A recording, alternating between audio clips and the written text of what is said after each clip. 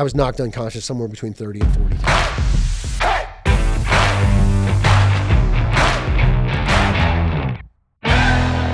Hello, and welcome to Breaking Down Addiction, a podcast by national addiction specialists. And my name is Johnny Phillip. I'll be your host today, and I'm joined today with Dr. Chad Elkin as the co-host. And also, thank you for being our guest today. We have Ryan Fowler. Glad to be here. Thank you. Yeah, thanks for joining us. We recently just got to know each other. Our office is basically across the street from your office. We sent your referral. And then you introduced yourself, and we got together and became buddies. So I really appreciate you. And this is basically a podcast for us to meet with people so they can share their stories of experience, strength, and hope. And I want to start off this podcast with the same question that I start off every episode.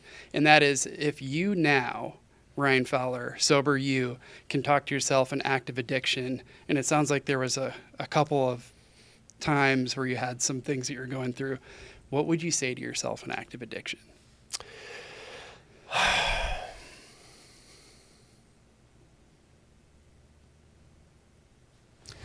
Of all the things that I could possibly come up with, right? I mean, there's so many things I would want to say, but I think if I had limited time, what I would just say is that, hey, things are so much better on the other side.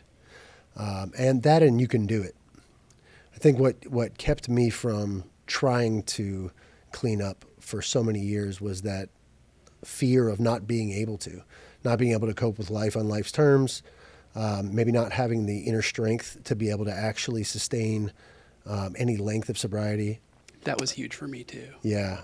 And, so many of us are probably perfectionists in the sense that we won't do something unless we think we can succeed at it. A lot of people, at least the way I think of perfectionism, and probably what leads to so much procrastination for people, is this fear of not being good at it and therefore putting it off, right, and continuing to put it off. So I would tell myself there's a light at the end of the tunnel and that you can do this. Very good.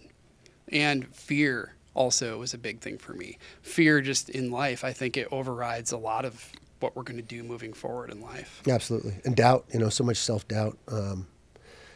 Most of the drugs, substances that I took were, for me, somehow covering up a flaw or boosting an ability of some sort, That's interesting. Yeah, and I think that I wasn't so sure that I was going to be good enough without it. And that goes on several different levels, right? Professionally, athletically, socially, and relationally. I didn't think I could show up the way that I wanted to and perform. I mean, so much of this was about performance for me. And a lot of it has to do with my background and where I derived value from. And I derived value from the ability to perform and then get validation from other people, right? Or statistics or whatever. Validation was really key, right? And so if I didn't have my, can of spinach as it relates to Popeye, or that magic pill that was going to help me be a little better to perform, then I was really worried that I was going to be unacceptable to society, to whatever it was that it pertained to. Yeah. And in your world, for everybody in listener land out there, you have a big athletic background, and it goes all the way back to probably when you were a little kid. And this is all football related mostly, right? Any other sports? Yeah, I mean, I'm like most kids. Most kids our age, right? Like when we were growing up, it wasn't the same level of specialization as there is now. It's wild to me now that kids can play baseball the entire year round, or basketball the whole year. It doesn't give kids the opportunity to really sort of sample and explore and rest. Yeah. So, when I was growing up, we played everything. I played baseball, I played soccer, I played football, I wrestled, I played 1 year of basketball. Yeah. I did gymnastics, I did a little bit of everything.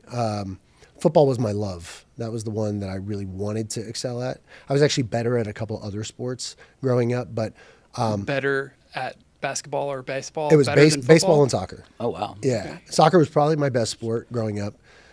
Baseball would probably be second, and then football was last. Were you like the guy that at the school that that's like the most athletic guy right there? Like he does everything. He's like the best on this team, the best on that team. I did win senior superlative for most athletic. Yeah, I can kind of see that. Which was a surprise to me. That's another thing. I wasn't very self-aware growing up.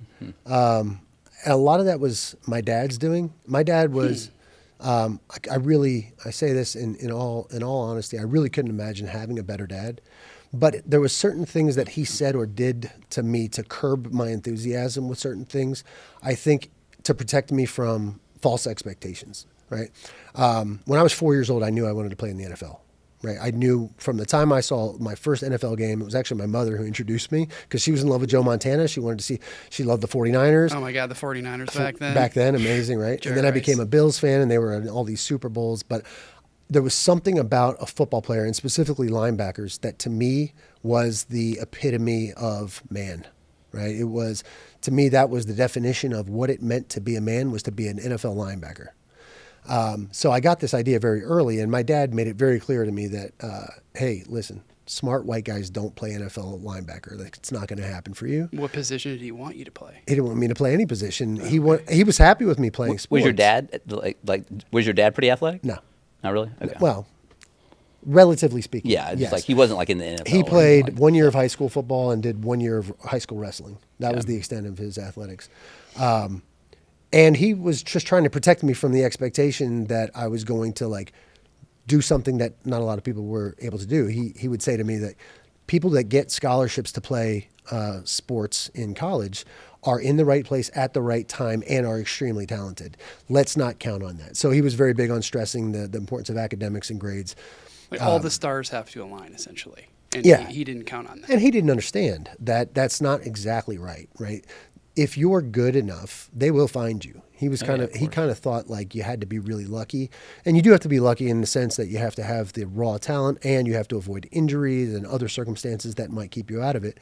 But he didn't really understand the thoroughness of NFL and college scouting. Like they were going to find guys that played well. So he was very big about academics. And in fact, third grade, was it third grade? Maybe it was fifth grade. Anyway, I was in an elementary school, and if we didn't get, my sister and I didn't get straight A's on our report cards, there was hell to pay. Like we had to answer for that. And I remember I got 3 A's and 3 B's, and he took me off the football team. And I had to go and plead with my teachers to give me a chance for extra credit so that he would let me come back on the team. And they did, and he did. But that was a message that was received loud and clear. Like, hey, if you don't take care of business, I'm not even going to let you pursue this dream. It's a good life lesson to learn. It was. He instilled a lot of good qualities in me, but he also put that doubt in me that I wasn't really good enough. All right. And I know why he did it, and I appreciate why he did it. But I thank God for my mom, who told me I could do anything. Anything you want to do, you're going to be able to do. So you had these two juxtapositions, Exactly. like this angel and devil on your Exactly. shoulders, which would later come into play in other things. Absolutely. And we can get to that. Yeah. But I just want to rewind a little bit. When did you think that you'd have a shot at the NFL? Like, when did that become a possibility? Yeah. And I know that you went to Duke University and had a successful college football career. So, like, let's rewind it a little bit and just bring it back to NFL is a possibility. Or let's say playing for Duke or being in a serious college playing football. When did that become a possibility too? So I'll answer that in two parts. I realized I would have an opportunity to play college football my junior year in high school. Up to that point, it was still just a pipe dream.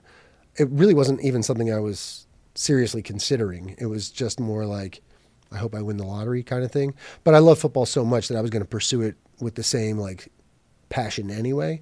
But my junior year is when I started getting letters. It was back then. It was So letters. scouts started knocking at your door. Yeah, colleges. Yeah, I mean, it started with a letter, and it was like, hey, we're interested. Give us a call. Do you remember who that letter was from? Yeah, I actually do. It was Heidelberg College in Ohio. It was a Division III school. They were giving letters to everybody. I didn't know it, but I felt very important at the time. Made you feel good. Yeah, it made me feel. Hell yes. And that's when I started going, wait, maybe I can actually do this. And then little by little, the letters started coming in more, and then college coaches started showing up. So up until my junior year, really towards the end of my junior year, there was no real there was no real expectation. But very quickly that shifted, and it started flooding in. And you were still playing other sports as well besides football in high school? Yeah, by then I was wrestling and doing track and field. I was, for some reason, I was just really good at discus. No idea like why. I just It's a very kitschy thing. picked up a discus one day and I threw it, and they're like, you could be good at this. And so I just kept practicing. We didn't actually have a coach, but they had some rubber discs laying around. I kept throwing them. And I ended up winning 2 state championships, junior and senior year. Oh my The gosh. only 2 years I threw it. So I did that. I wrestled. I was done with basketball, done with baseball, and done with soccer at that time because I really did want to focus on football. But I wasn't great at any of those. I was good at throwing things far and hitting people. I think it's an advantage for you that you did get to play multiple sports because I would second what you were saying. Like today, it's like I feel like with your kids, I've got 3 girls, and it's like you have to really focus, and you have to not just go to all the practices, but you've got to have like your own coach for each sport. You got to focus on tennis or focus on basketball, and then you got to have your side coach, one-on-one coach that teaches you. And I feel sorry for kids that they can't experience more. At one point, I've got a tennis background. I got to talk to Billie Jean King and asked her. This was like before I had kids, and she said, I asked her, I was like, what do you have any advice regarding like bringing up kids to play tennis? And she said, just make sure they play multiple sports. And so she's like, we've learned that kids that have that are good at soccer or basketball or played something else, those are the kids that become pros. Yeah. So I think it kind of goes into your past as well. Yeah, I 100% agree. And I think kids nowadays definitely have it tougher than we had it in that regard, and also academically. Like the required scores now to get into colleges that when I was coming up, you really didn't need. It's more competitive. It's way more competitive. Yeah. And part of that is everyone has better access and certainly more information, better information, right, with the internet.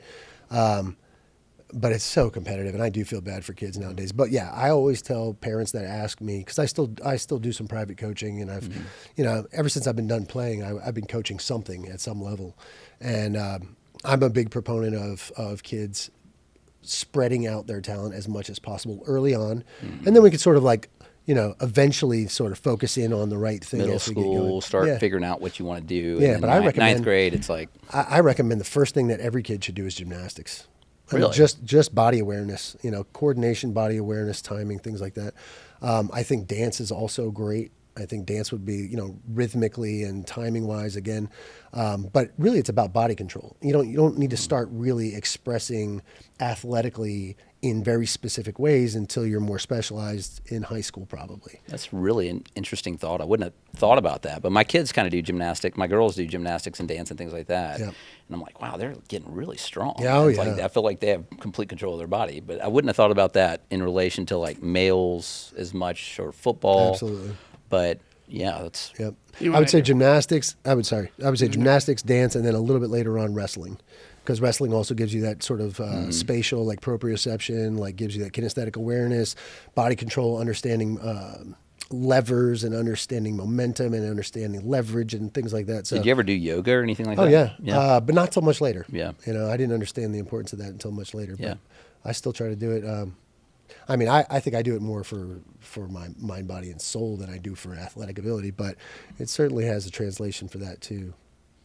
Well, I remember Clay Matthews giving an interview once and talking about how he was getting into some form of martial arts, and he would incorporate that into the NFL. So what did you kind of incorporate from all these other sports besides timing and body awareness to make you have an edge on your opponents? I'll tell you, for me, wrestling was an important phase of my life because, for anybody who's ever wrestled, it's the most difficult, physically taxing, exhausting sport you can really do. And the hard part about it is there's no let up and there's nobody else, right? So it's one guy trying to kick the shit out of another guy, basically, right? And there's no teammates to blame it on. There's no coaches really to blame it on. Yeah, it's you. It's you. And it's an embarrassing situation if you're on your back and you're arching and you're trying to get it's embarrassing to get your ass kicked, right? The level of conditioning and the work that had to go into that conditioning really set the tone for a lot of the rest of my life. Like nothing was hard after wrestling, physically. That was the hard. Now I've heard the same thing about swimming. I never did it, so I don't really know. I can see that because you only have the opportunity to breathe every so often, as opposed to being able to breathe at any time. But yeah, wrestling for sure built I wouldn't say it's the physical part, it's the character part. Like, it gave me a certain work ethic. It gave me the belief that I could push beyond certain boundaries that I didn't know that I could push beyond before. No, that makes me also think of, I boxed for 6 months. That was the toughest sport I've ever played. I bet. I played football in middle school, but I was too small. Mm-hmm. But I mean, if you go and do a power hour boxing and you're not in shape and you don't know what you're doing exactly, I remember the first 3 power hours I did, I threw up. Yep. So it's like bringing yourself into that space in such an intense sport, which also makes me think of high school. And then also, you probably dealt with this in college.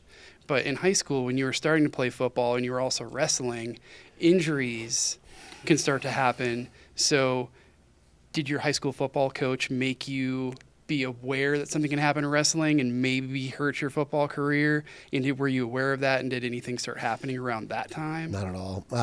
That's something I see a lot now. Like when we were talking about the differences between what kids are going through now, the expectations, the pressure that coaches put on them. Back then, it was normal that everyone played lots of sports, and injuries were just part of it. But also, like, we didn't have an athletic trainer at my high school. You know what I mean? Like, if you were injured, you either played or you didn't. And for me, you know, if my leg wasn't chopped off, I was probably going to play. You know, I remember playing with broken toes and broken fingers and a cracked rib. Probably not something that kids would be able to play with nowadays, like, you know, just because it's dangerous to play with a cracked rib. Yeah. Back then, I don't think people were as careful. You know what I mean? But I was never really injured in wrestling. You know, little neck strains here and there. I've been injured far more since I've been done playing football, like in things like co-ed softball or pickleball, than I actually was in football. But yeah, no, there wasn't that kind of pressure. Nowadays, you know, when I coached at Ravenwood for a while, high school football, and there was some tension between, like, if a kid was a baseball player, a basketball player, a football player, the coaches would become very possessive of that player and often getting in fights about it. It kind of makes sense to me. I mean, they're grown adults. They should figure out how to navigate a child going through something like a high school sport, and then also playing another high school sport. Yeah. But so there was no injuries that happened in high school, and was there any injuries in college? Yeah, again, injuries that were any major injuries? Yeah, not really. Not really. So I herniated a disc in my back, but it didn't keep me from playing. I dislocated this elbow. They put a brace on it. Didn't really keep me from playing. I cracked another rib. I used to break my nose quite often. But again, it wasn't something that could keep me from playing. You know, I'd separated my shoulders each a few times, one time both in the same game. Again, didn't really keep me from playing. I didn't have to miss any games until I was in the NFL. And the first time was I tore my calf. I actually played the rest of that game, but I couldn't walk for the next couple of weeks after. I couldn't imagine. Oh, they just taped me from foot to knee. You know, they just put stiff tape all the way up, so I couldn't really use that muscle at all. But, you know, once the adrenaline wore off and all the endorphins wore off, it was pretty painful, and I couldn't actually overcome it. You know, so I had to let it heal. That's probably like, you know, from a listener's perspective, like you're in the NFL, you know, you see players like go off to the side, like, are they pumping them full of drugs and stuff, or what are they doing under those little tents over there? Not as much anymore. I think now it's pretty well regulated. There's just a lot of attention on that. But that's when I say drugs, I mean, you know, like legal things, not like opioids. It's relatively not new. Controlled substances. But well, I mean, so when I was playing, controlled substances were flowing like candy. I don't think that it's as prevalent because there's just so much oversight now, and there's like a lot of attention has been brought to it. But you know, I broke this finger in a game. So I was playing for the Cowboys. I was running down on kickoff against the Colts, and I got my finger stuck in someone's shoulder pad. And as I pushed him down, he turned and broke my finger. A spiral break, it's called. So this finger was straight sideways like this. And I didn't notice it at first because, again, there's so much adrenaline. And I'm running off the field, and I noticed my glove felt weird. And I looked down, and my finger was straight sideways. And I thought it was dislocated. So I went to the sideline and I was like, hey, my finger's dislocated. And they grabbed it and moved it around, and they go, that's not dislocated. And I'm like, it's clearly not in the right location. This doesn't look right. So it's like mislocated, dislocated, whatever. I'm not a doctor, but I stayed in Holiday Inn Express last night. Exactly. That's right. That's not right. I ate Subway. And so, you know, they gave me the count to 3, popped my finger back on 1, and straightened it, and then buddy taped it. And then they came by with a little paper cup, and the paper cup had 2 pills in it. And I go, "What is this?" And I go, "Just take it." So I took it. And then I said, "What was that?" And they go, "Well, one was a Vicodin and one was Xanax." Wow. I said, "What the hell?" Like they're like giving you benzos and opioids, and they're not even telling you what they What are. it is, right? Like just Yeah. take it. That's amazing. Here's the thing.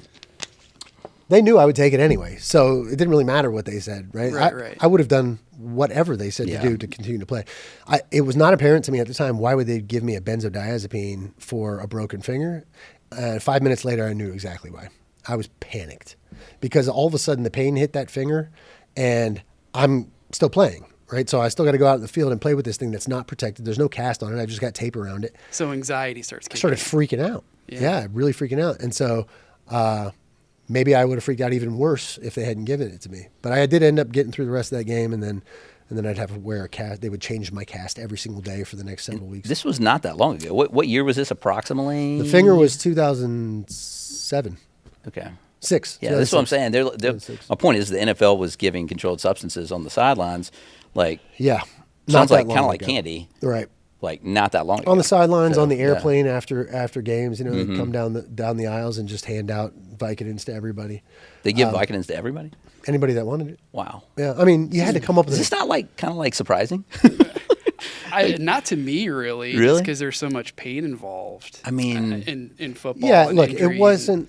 It was never. It never felt nefarious. Or Yeah, no, like- I'm not saying that. Yeah. That I'm just kind of like, I would have thought maybe in the 90s that would have happened, but Yeah. like maybe like 2005, like think it happened- 1999 was like the prescription Purdue Pharma, OxyContin, all that stuff, Right. and then 2010 was like heroin, and then 2013 was Right. kind of synthetics and Well, fentanyl. I think there were periods of time that were like really separated one era from another, and the thing that started to reduce the opiate, what I don't know what you would call it, liberalism, right? Like everyone could just give the opiates out was probably when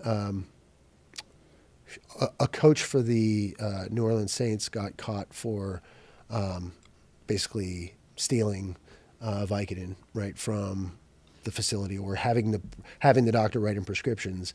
And it's like people don't see the problem until it makes news, and then all of a sudden it's like, wait, what's going on? It's the same thing with the concussion problems, right?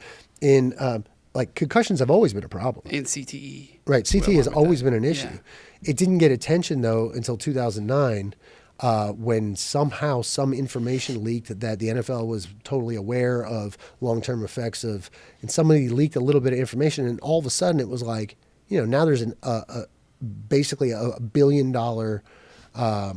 class action lawsuit against the NFL that nobody even thought of it before 2009. In Out of 2009, sight, out of mind. right, Before. Yeah. right. It looks like in practice they're wearing these big, padded things now, Not and just it's in like it's practice. all liability stuff, is what it looks like to me. That's exactly what it is, You know? right? Like everyone's just trying to protect their ass, Right. and money drives everything. And those pads that you're talking about, right? Some people call them the Guardian now. There's like a Guardian cover that you put on your helmet, and it's just extra foam, right? But there's a guy that came up with this. His name was Bert Strauss. He came up with this in the 80s, and he put it on a couple guys. Mark Kelso was probably the most famous. Steve Wallace from the 49ers. Mark Kelso was a safety for the Bills, and he wore this in the 80s in games. And Rydell, the helmet maker, got very upset that someone was making changes to his helmet, and basically said to the NFL, like, hey, I don't like this. And the NFL was in bed with Rydell, and an NFL doctor went on record saying that these things will increase your risk of breaking your neck and death. And so you never saw him again until the last 5 years. Meanwhile, this guy, Bert Strauss, who I became friends with much later when I was trying to help with a concussion problem, because I had to retire from so many concussions. I was knocked unconscious somewhere between 30 and 40 times. Oh my gosh. And, so that led to the retirement from the NFL. Yeah, remember I said in 2009 is when all the shit hit the fan about the CTE. Yeah.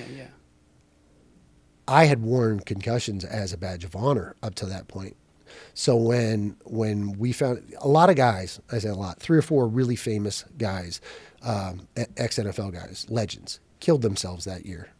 And it became very public that the reason they killed themselves were that they were going crazy from too many brain injuries. the CTE was TBI. bothering their mental health. Right, and then the CTE, of course, isn't diagnosable until postmortem. They have to do an autopsy to find these tau proteins in your layers of brain. And when they found this out, and it was linked to all of them, and then they found it in high school kids that had died, all of a sudden this became like, hey, this is killing people. And my wife and I basically had the long conversation and decided that we were going to stop. She's like, you can do other things. And I go, yeah, I think I probably could. So we made the conscious decision to stop. After my last game in 2010, it was the AFC Championship game. And honestly, it wasn't a hard decision at the time. That was like a really scary thing. The realization that your whole life you wanted to be in the NFL, right? And then to have it not taken away, but for you to step away from it, had to be really hard. It was. How old were you at this time? 27. 27. Okay. Yeah. So you played from approximately 22 to 27. Yeah. Is that kind of the norm in the NFL? No, it's actually almost twice as long as the norm. Okay. I played 6 seasons. The average Just age-wise, is yeah. 3. Yeah. I'll say this, for a guy that's not forced out, that's pretty early. That's pretty young. I think the average is it's a bit biased, right? It's influenced by some guys that only played 1 year. Yeah. But it's also influenced on the other side by punters and third string quarterbacks that play until they're 40, right? But I think the statistic is somewhere right around 3 years is the average. But you've seen guys that were in their prime recently retire because they just didn't think that the dangers were worth it. Luke Kuechly is probably one of the best examples. Calvin Johnson was a good example. Andrew Luck, right? These are guys that were still sort of in their prime and decided to call it quits because they didn't feel the risk was worth it anymore. Maybe they had kids. Like in my case, I had 2 young kids and a wife and potentially another 50 or 60 years to live. So you know what I mean? Like I saw what had happened and what the potential like reality was. And I just don't think I was willing to do that. I mean, props to you for making that decision and walking away from it for your health and your family's health and well-being. Is there any FOMO there? Like, man, I wish I would have stuck it out another couple seasons, or only from a financial perspective, because like at that point, league minimum for someone in my position at my, for my tenure, I was in my 6th year, it was getting really close to $1 million for just a minimum. Great money for a 20-something-year-old. Oh yeah. When I retired, I thought I wouldn't have to work again. I had enough money, I thought. Many years later, after my bout with addiction and life took its toll on me, I did start going, man, if I just played a couple more years. But the reality is, if I had played a couple more years, I would have blown that money too. Right. Right. So FOMO, not really. People ask me that all the time. Like, do you miss it? I miss the guys in the locker room. I miss the camaraderie and the teamwork. Absolutely. I don't really miss the game that much because I'm still around it a lot. My daughter, growing up, she played tackle football with all the boys, and now she plays flag football for Cumberland University. I've coached pretty much nonstop since I stopped playing at the college level, the high school, little league. So I've been around it enough to sort of satiate any sort of hunger for it. No, that's great. Serious question here. So you were a New York Jet, a Dallas Cowboy, Tennessee Titan. What was the favorite team you played for? Always get that question, and I always get that question, and I answer it the same way always because this is true. They all had. I like them all for different reasons.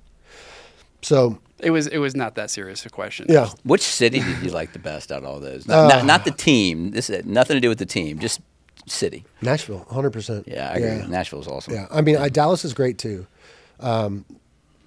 Honestly, New Jersey didn't have any redeeming qualities for me personally because I like sunshine and warmth and warm people, and you just don't get that in New Jersey. Yeah. But it was also really cool playing for the Jets because my coach at the time, Rex Ryan, he was just so much fun and really a brilliant defensive mind. So that was amazing. And we went to the AFC Championship game that year. We were the best defense in the league that year. There was a lot of positives, but I honestly was very depressed living there. But yeah, when we moved from Dallas to here, my wife and I thought we would definitely move back to Dallas. And within 6 months, we were like, no way, this place is awesome. Yeah, so Nashville. I feel like there's a fair number of former Titan players that when they finish at the Titans, they stay in Nashville. Have you found that to be There's true? an unusual amount of former athletes not just Titans and not just football players, that move here when they're done to retire. Certainly former Titans, but I mean Green Bay Packers, and I mean it's. I haven't quite figured it out. Like, why are people moving from all over the place here to retire? No taxes for starters. That helps. That helps. And I'll tell you what, capital like gains a lot of them tax is live. not something Yeah, here. a lot of them live in Brentwood, and Brentwood is a bubble. I mean, I've told my kids this always. Like, listen, don't take this for granted. Where you're living right now, you're not going to see this when you go out into the wild, so to speak. Like this place is amazing. It's beautiful. People are kind. Crime is low. The weather is good. You know what I mean? So they're certainly spoiled, and I can understand why people move here. No, thank you for answering that kind of stupid question. No, I love the question. Okay, cool. So just I want to touch on, you're giving these drugs with these injuries. You have a lot of injuries at this point. Where did addiction and substance use start creeping in? Like what part and when and why? So the addictive tendency has always been there. I noticed it very early on in life. It was this idea that I always had to have something to look forward to.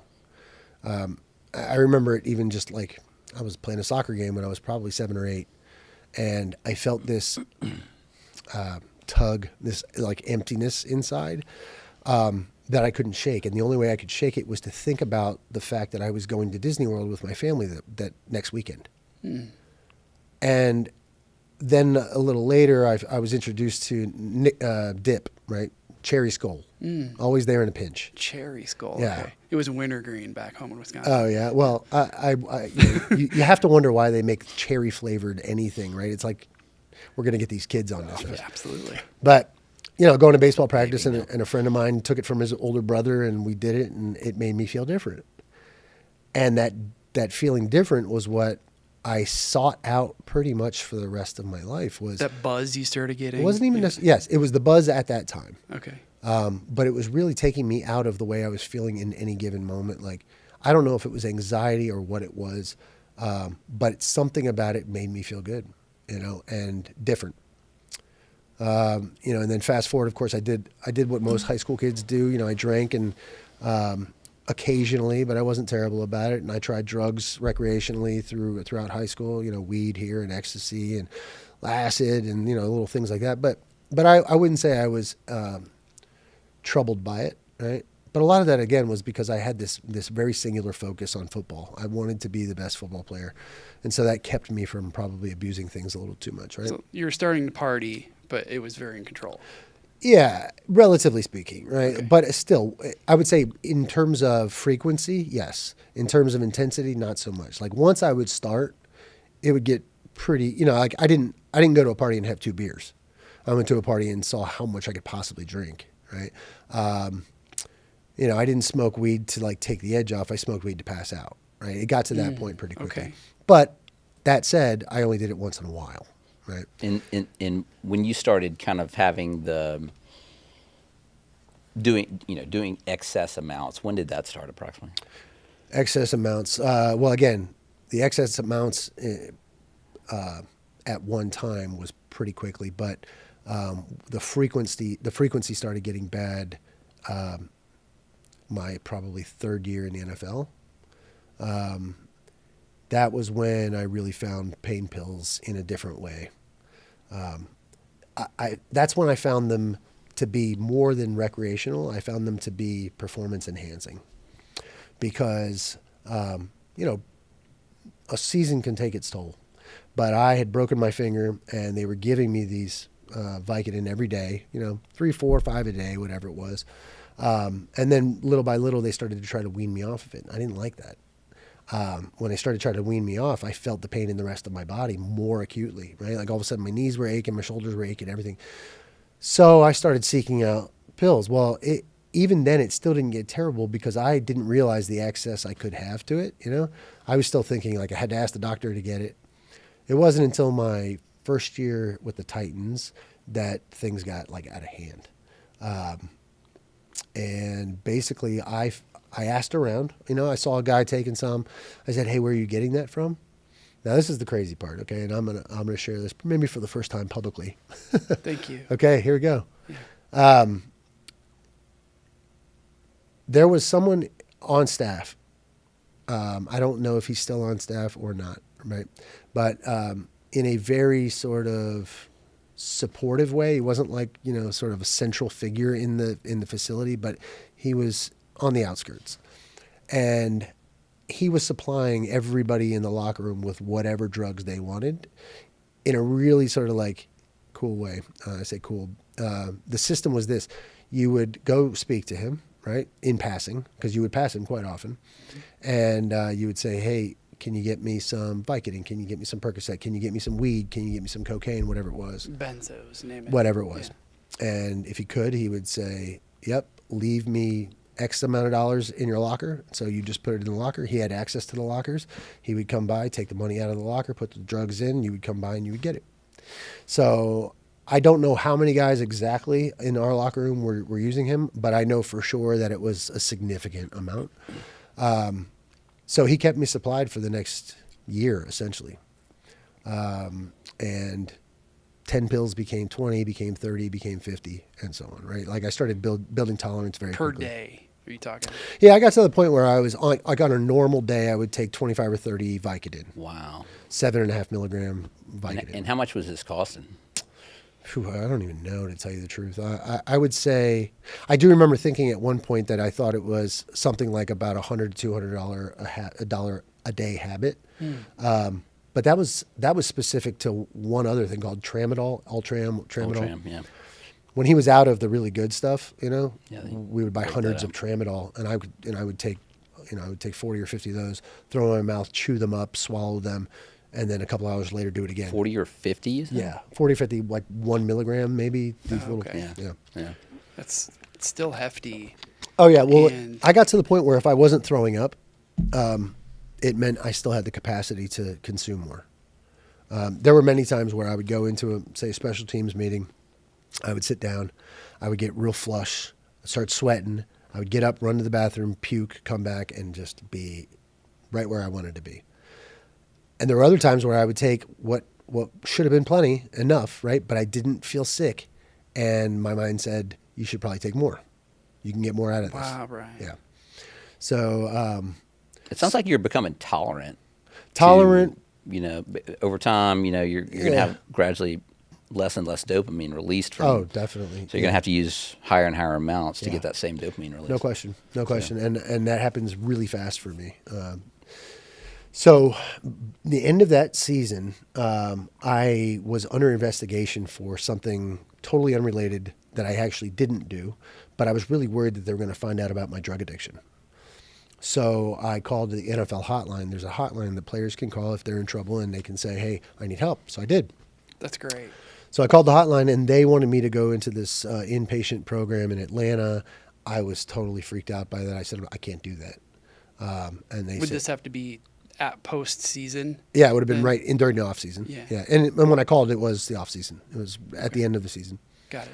So I called them. They connected me to a doctor that I was supposed to use when I got out of inpatient. I saved the number, said I wouldn't do the inpatient, and then called the doctor. And that's when I got on Suboxone. So I started seeing this doctor, and he would have me go to meetings, I guess once every couple of weeks to be able to get my Suboxone. And they were NA meetings. I didn't even realize it at the time. It was just to me a formality I had to do in order to get my Suboxone. And I stayed on that for about 3.5 years, all the way. I was done playing for a year and a half before I started to come off of it. So it worked for that 3.5 years? It was pretty good, yeah. Now, I will say this. During that time, I also started taking Adderall again. And I say again because I took it some in college. And then when I got to the Cowboys, they were like, you can't take that. Like, that's an amphetamine. It's a performance enhancer. You can't use that. And you're being drug tested, and you would have been caught with that. Correct. How often would you be drug tested while you're in the NFL? Pretty regularly. It was supposed to be random, but I would say like during the season there was, 4, 5, 6 times to test for performance enhancing drugs. But for street drugs, they would only test very rarely, unless you were in the program. And we knew when it was. So we figured out when we could smoke weed and when we had to stop and things like that. Yeah. So there are ways of working around this. Yeah, for the street drugs. For the performance enhancers, it's really... I never figured out how to do that. Maybe some guys do. But it's pretty, like, they surprised me every time. Hey, we need you to go pee in a cup. And it was right then and there. You had to go do it, right?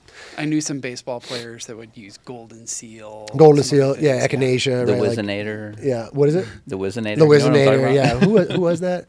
It's a, yeah. Who was that guy that got caught using it? I'm trying to remember. It was so funny. I think he was a Titan, corner of my too. mind. Anyway, yeah, the Wizinator. Yeah, I mean, I guess I don't know how you can use the Wizinator. At least by the time I got come through, because they made you drop trowel and turn around in a circle, like they were looking to see, you know. So and they're hardcore. Yeah, they and weren't like Yeah, yeah, just yeah. get yeah. They weren't like, go let in me the check you at bathroom the over door. there, No, and no, no. Susie's gonna watch you. No, the guy would sit on a stool right in front of you and watch the pee come out. Okay. Yeah. Yeah. Yeah, but like I said, street drugs you could kind of work around. And at the time, nobody was really testing for opiates. Like, it wasn't something that they were really like concerned about. By the time I got to the Jets, they were testing for that. So if you didn't have a prescription that was within like the last 30 days and it showed up in your system, they would red flag you for it.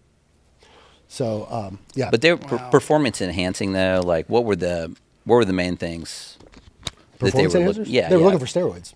Yeah. Yeah, So- they couldn't check for HGH, right, human growth hormone, without a blood test, but they were looking for increased levels of testosterone, essentially, that or masking agents.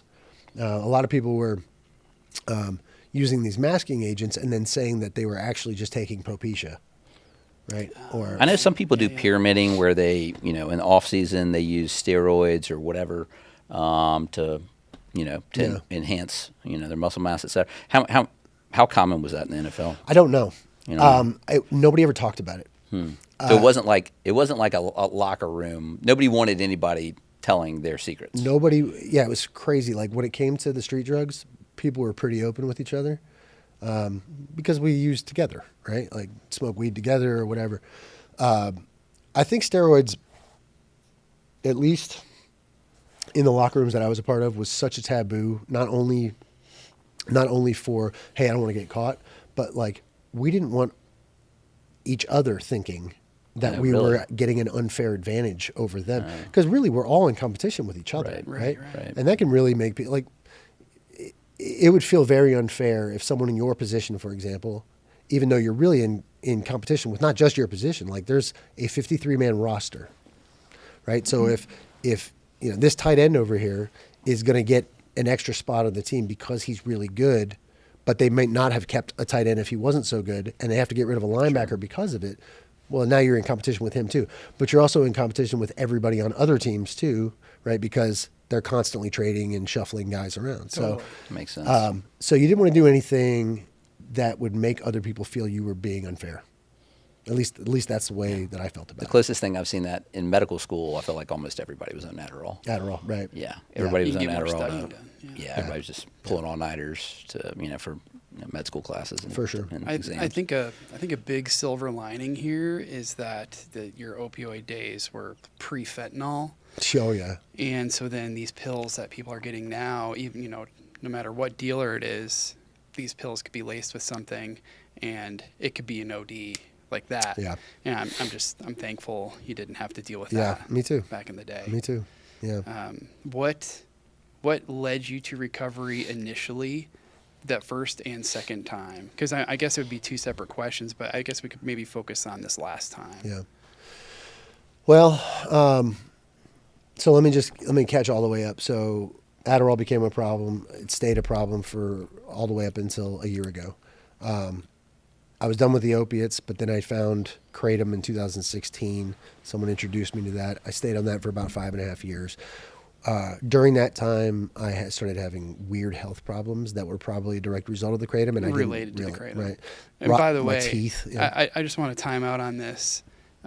Anybody out there that's struggling with kratom, please get help. I mean, or if you were thinking about doing it, I would not. It's something that you can get at any head shop or vape shop now. But please continue. I just think it's terrible. Or even gas stations. I mean, I would get it from gas stations. stations. So someone brought it to me as like under the guise of, hey, this is almost like a health food. I know you're in a lot of pain a lot of the time, and this can help, And I said, well, I've been okay for like 5 years without anything. Why would you? And he goes, maybe just try it. So I tried once, right? And I went, whoa, this feels like a Vicodin to me. I got to I finished that bottle in 20 days or whatever, and I was out trick-or-treating with my family and started feeling the withdrawals. And I was like, what am I withdrawing from? I didn't even think that there was a possibility. After one bottle. After one bottle. Yeah, sweating, jittery, all that. And so that went on for 5.5 years. And again, my tolerance for things got to the point where I was just taking so much of it that it would clog my insides, right? I would go weeks without using the bathroom. And and my teeth started to rot, and I ended up with holes in the top of my teeth. So, but what actually got me to go the first time was my wife. I was having rage problems, right? Not really anger problems, just every once in a while I would snap and lose it. And that was really scary for her and for my kids. And she just recommended that I go to rehab. And I was so ready by then. Like, I knew I was broken. I knew I needed help. I didn't know what the answer was. And she said, I think you should go to rehab. And I said, I think you're right. Do you think this is withdrawal-related rage or drug manic-related rage? Yeah. Manic? Yeah, I mean, I was somewhere along the line, I was diagnosed with bipolar disorder. And I could say pretty confidently now, having been off of drugs for a little bit of time, that was chemically driven, right? I would go through these stages of mania that would last months, and then when I would run out of my drugs and guess what? Depression, right? And I would be depressed for a couple weeks, then I would get my drugs again, and it would be manic again. And I mean manic to the point where, I would go outside and put my headphones in, and I would walk for 6 or 7 hours straight, aimlessly. I wasn't going anywhere. I would just walk because I needed to get that energy out. Right. And it was the Adderall, it was the Kratom, it was the weed. It got to the point where I used something to feel different in every situation. I had to take the Adderall to wake up. I had to take the Kratom to take the edge off the Adderall. I had to take weed to relax. And then I would just smoke too much weed, and I would need a little more Adderall. It just went round and round and round. So it wasn't like to get high. It was almost self-medicating for blank. Yeah. And it really came down to performance. I wanted to be there for my kids in a way that was happy, so I couldn't possibly afford to be in withdrawals and angry and irritable, right? So I just never found a good time to go through those emotions. To me, I had to be on all the time. That probably wasn't the realistic expectations of the outside world. It was just internally. Right? That's what I felt, is I had to be fun, happy, willing, right? Like, people would ask me for help all the time, and I found a lot of self-worth in being able to help people so that they would validate me. You know what I mean? You're a good guy. You're helpful. You're capable. Those kinds of things. Got to a point where it was so toxic that I was killing myself in order to maintain that image. Yeah. So she recommended I go. I went. I went with like the sole purpose of getting off of Kratom. I didn't really want to stop everything else. It's terrifying to me. It's something you can buy at a gas station. Yeah, I know. People don't. At low doses, Kratom is like an amphetamine, but at high doses, it's more like an opioid, and it can cause euphoria. It can cause withdrawal, just like opioid withdrawal. Which can be treated just like normal opioid withdrawal. People don't quite understand that. And now there's it's like metragenine. It's made of metragenine and 7-OH, 7-hydroxymetragenine, which is like more of the opioid, side of it. And that's 7-OH seems to be getting pretty popular now. Yeah. So. Yeah, I'm seeing more and more of it all the time in hospitals. I get called to hospitals a lot, and it's still primarily alcohol, right? Like, that's the number one thing I see. But what has taken over the place of fentanyl and like crystal meth has been this not just 7-OH, but any derivative of Kratom. The other thing about the Kratom is what you said is exactly right. When I first took it, and I would take a very specific red Bali strain, right? I found that some of the other ones didn't have the same sort of like acute opiate effect. And how would you take it? So initially I'd take pills, right? And the pills had a powder in it that was crushed up from the leaves. It got to the point where I was actually, this is an addict's brain, right? I was actually worried about the health risks of taking so many gelatin capsules, because I was taking hundreds in a day, that I just started shoveling the powder in my mouth, right? I would just get a big 1 kilogram bag of the powder, and I would stick a spoon in there, and then every hour or two I would just walk by it and shovel some in my mouth and drink water and to get it down. That's how I took it. And then eventually I found the serums or the tinctures, the MIT 45 or whatever it is. That was super strong. But from what I hear, and thank God I haven't tried it, is the 7OH is on another level. Mm-hmm. Yeah. So 45 days of inpatient rehab that time, and all 45 days it took for me to taper off of the kratom. Oh my gosh, Ryan! I told him, he said, well, how much are you taking? And I just guessed because I didn't know how many pills because I was using just the powder. So I said 150 pills a day. So they started me off with 150 pills a day. Wow. And then they reduced it by, I think, 40% every 5 days or something like that. And it got to the point where, I was on day 40 or 41 and I still had like 3 or 4 pills per use. And I think 3 times a day. And I just go, you know what, let me just see if I can stop. And I did, and I felt fine. And that was the last time I ever used kratom. Wow. I didn't stop using everything else at that time, which is so bizarre to me. I mean, it's so obvious now looking back. Just addict behavior. Totally. Yeah. I gave up trying to figure it out for myself, and I went, like, whatever I have to do to make this stop, let's do that. Yeah, and everyone's recovery looks different. I've always heard that if you're not doing it for yourself, it's not going to work. But I think there's many different circumstances that can happen. Yeah.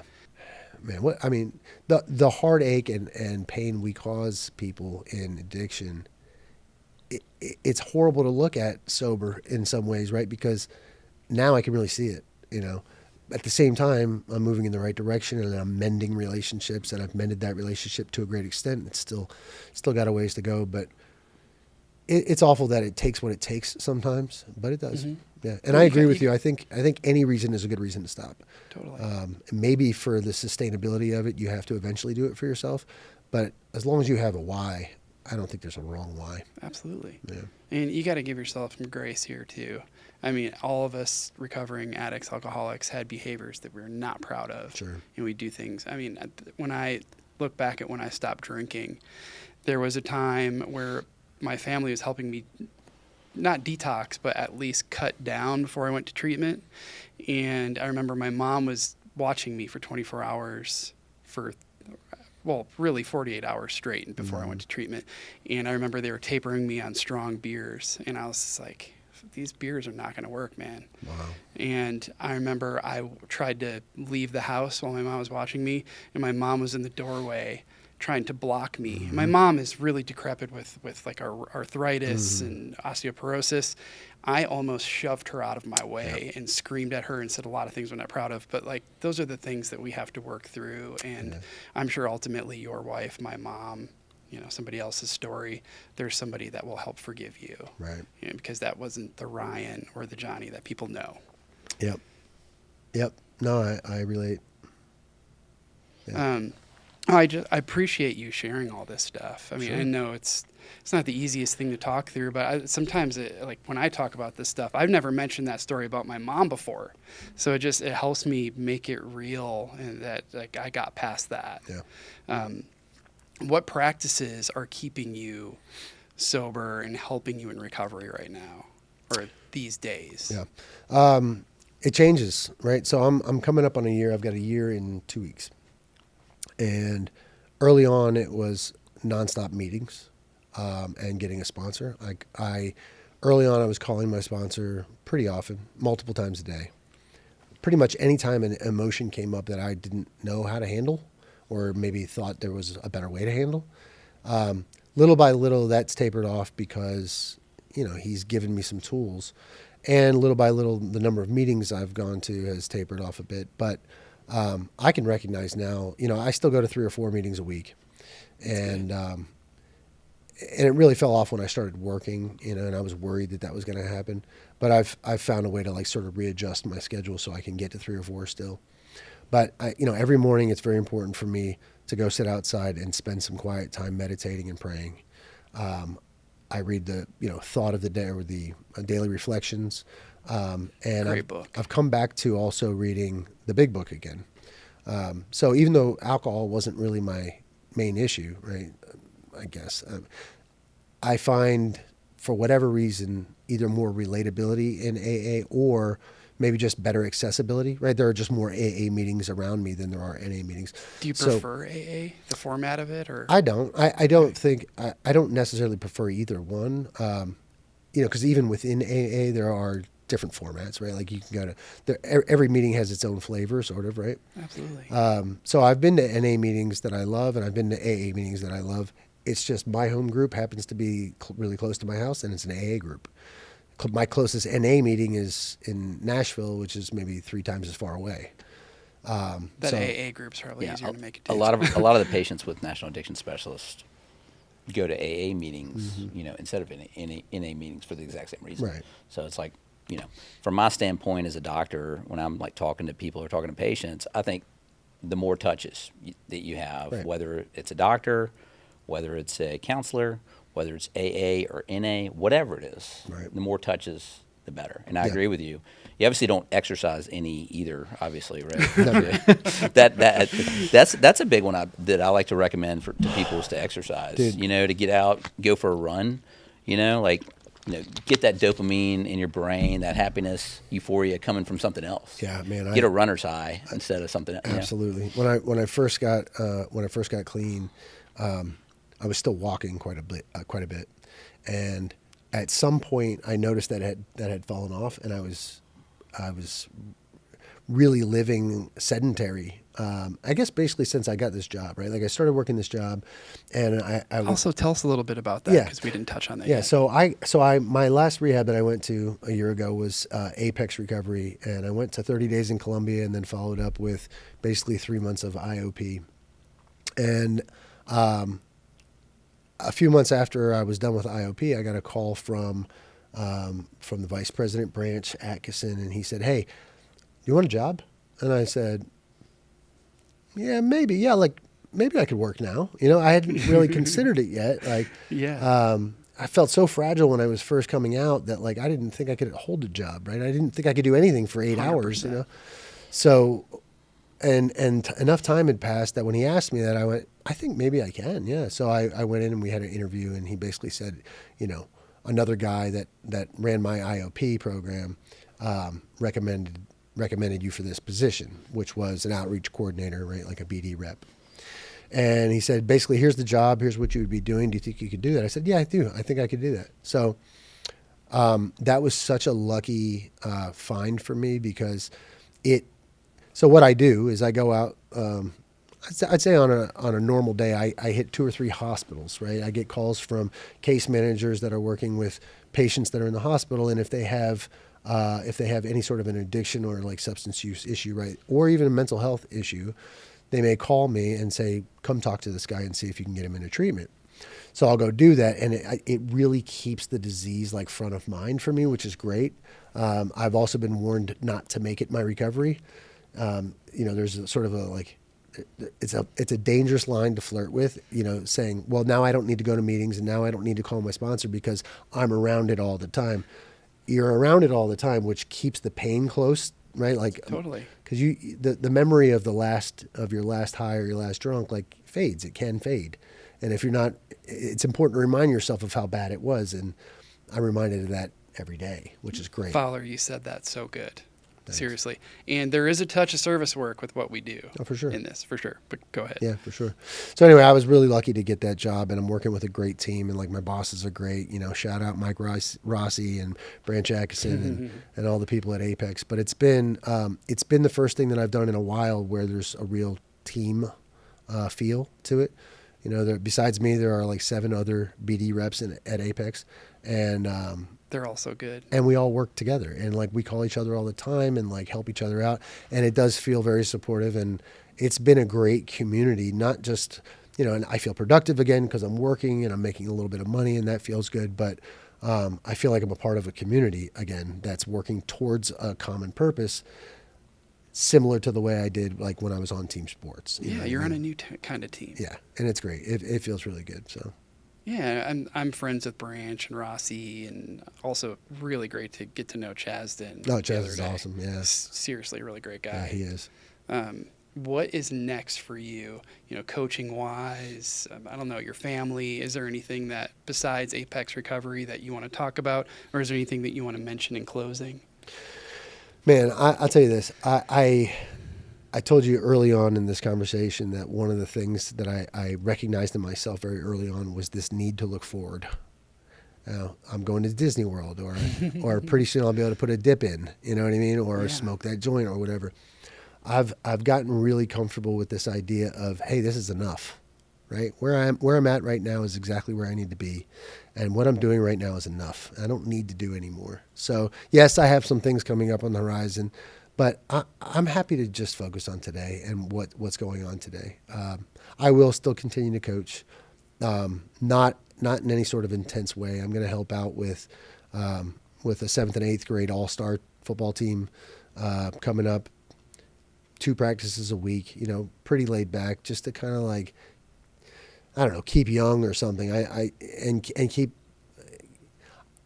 Look, I spent a lot of life on football. It would be a shame to throw it all away, like to completely abandon it. So I will continue to do that. I will continue to make YouTube videos for linebackers, just instructional videos, but not in any sort of like intense way, just as like a fun hobby.